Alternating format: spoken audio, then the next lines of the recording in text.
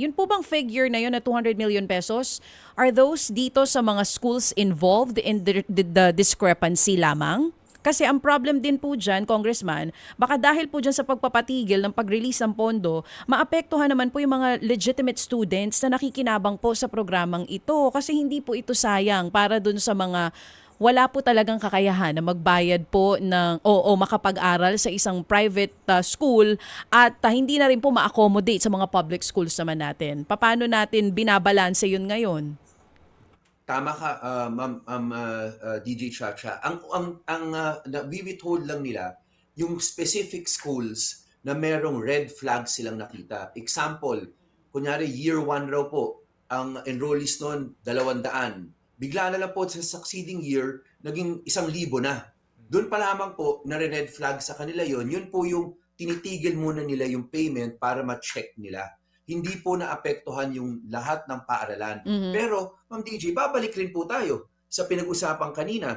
Uh, kung hindi rin nila monitor lahat completely, ay maaring may wastage pa rin na nangyayari. Sayang po talaga yung pagkakataon para dun sa mga estudyante na dapat nagka-opportunity na ganito. Pangatlo, Ma'am Chacha, kung narinig naman po ninyo yung ibang mga resource speakers kahapon, Mm. sinasabi po nila na hindi talaga ang nabibigyan ng beneficiary, ang beneficiary hindi talaga yung dapat na beneficiary. Mm. Minsan meron ng example kahapon, sinabi yung isa na yung unang 1,000 na makapag-enroll.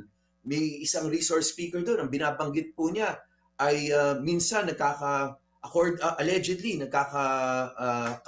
kuntsaba doon sa DepEd school. So yung mga ganito po, hindi naman po pwedeng tumigil talaga ang DepEd dun sa 5 levels lang niya.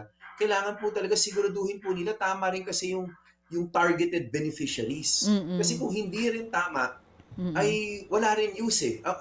Originally, DJ Chacha, ang issue na ito, kaya naman nagkaroon ng voucher nung naalala ko noong 2007 to 2010 kasi congested yung classrooms. Yes, Kaya opo. gusto po natin makatulong yung mga kalapit na private schools. Mm. Pero kung ang nangyayari, katulad ng binabanggit ng ibang resource speakers kahapon, yung guest kahapon, na hindi na raw nagiging basehan yun, and then ano yung reason po natin for kawawa rin po kung hindi yung yung targeted beneficiaries ang dapat nakakuha. Kasi dapat po talaga, mag-enroll ka sa DepEd school, congested na po yan. Kaya kayo lilipat sa kalapit lang na private school para makapag-aral ka, Mm. may kalidad na edukasyon. Kung hindi rin, kailangan po lahat yon may ayos po talaga ng DepEd. Kung hindi rin po, in a way po, kawawa rin po yung dapat naging beneficiary.